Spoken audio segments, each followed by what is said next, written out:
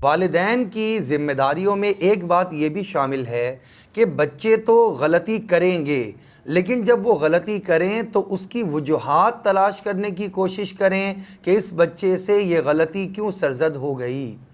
मिसाल के तौर पर आपका बच्चा स्कूल से वापस आया और स्कूल से वापस आकर आपने उसका ज्योमेट्री बॉक्स देखा, तो उसके अंदर देखा कि कुछ ज़ायद पेंसिलें हैं जो उसके ज्योमेट्री बॉक्स के अंदर मौजूद हैं।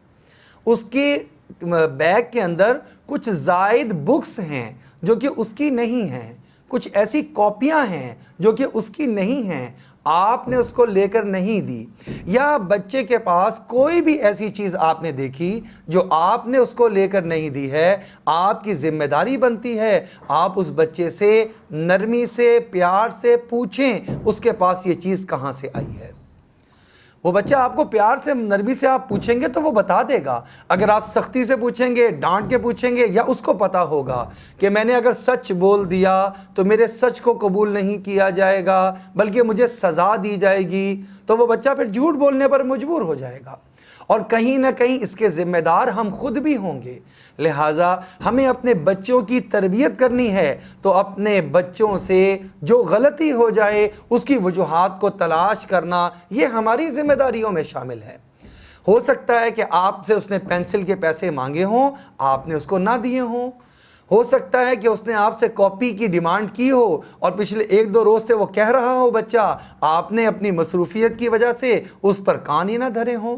बिल आखिर उसको वहाँ से टीचर से भी डांट पिटती थी, वहाँ से भी उसको डांट ना खाने का एक डर और खौफ होता था कि मैं वहाँ से डांट ना पड़ जाए।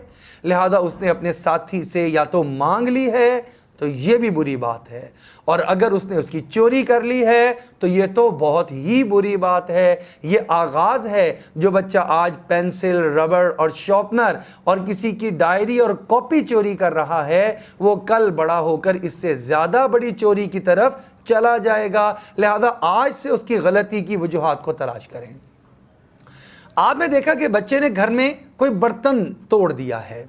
अब एक ये है कि बर्तन टूटा और उधर आवाज़ आई गिलास के टूटने की, इधर से वालदा की आवाज़ आई उसको सलवाते सुनाने की, या इधर से आवाज़ आई बाप के डांट की और ज़ोर की और ना देखा कि क्या वजह है।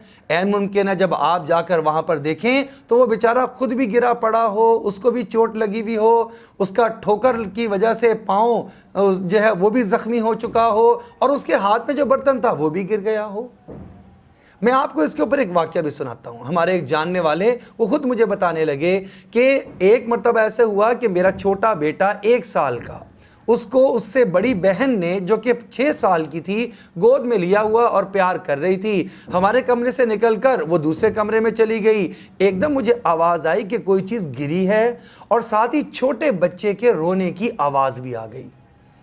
अब वो कहते हैं मैं यही समझा कि छोटी बच्ची है, इसको मना भी किया था इसको ना उठाना, उसने प्यार में उठा लिया और अब गिरा दिया होगा। तो वहाँ से ही चीखना, चिल्लाना और कोसना शुरू कर दिया। 1000 मरतबा समझाया छोटे को मत उठाया करो, लेकिन जब मैं गया और जाकर मैंने वो मंज़र देखा तो मैं हैरान रह गया। उस बच्ची को चोट ज़्यादा लगी थी। गिरते वक्त उस बच्ची ने छोटे भाई को अपने ऊपर कर लिया कि इसको चोट ना लगे, मुझे चोट लग जाए तो लग जाए, ये बच जाए। अब वो बच्चा तो खौफ की वजह से ऐसा कर रहा है और वो बच्ची नीचे बैठी है, ना वो शोर मचा रही है बल्कि आंखों से सिर्फ आंसू निकल रहे हैं और वो तकलीफ़ की वजह से आंसू निकल रहे हैं, लेकिन वो ये बताने के लिए भी तैयार नहीं है कि मुझे चोट लगी है, क्योंकि पहले ही उसको डांट डपट का वो शिकार हो रही है। इसका मतलब ये हुआ हर गलती के पीछे वजह क्या है उसको जानने की कोशिश करना वालिदैन की तरबियत का और वालिदैन की जिम्मेदारियों का हिस्सा है।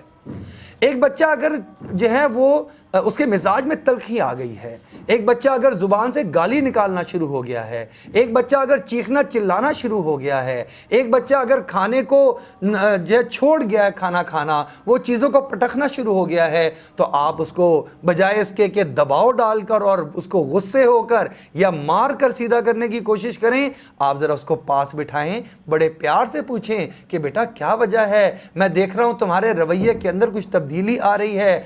ऐन मुमकिन है वो बेचारा किसी तकलीफ में मुब्तला हो, वो ज़हनी तौर पर किसी परेशानी का शिकार हो, आपके दो मीठे बोल और उस मसले का हल जो उसके लिए तो बहुत बड़ा मसला है, आपके तजर्बे के सामने वो कोई मसला नहीं है, आप उसका मसला हल कर दें और वो दोबारा से नॉर्मल लाइफ गुजारने वाला बच्चा बन जाए।